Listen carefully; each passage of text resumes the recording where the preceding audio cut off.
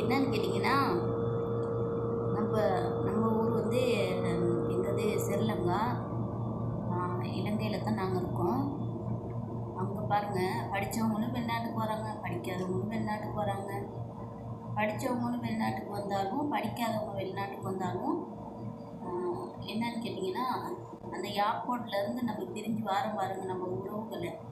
அது மாதிரி ஒரு வழி வந்து எதுவுமே இல்லை.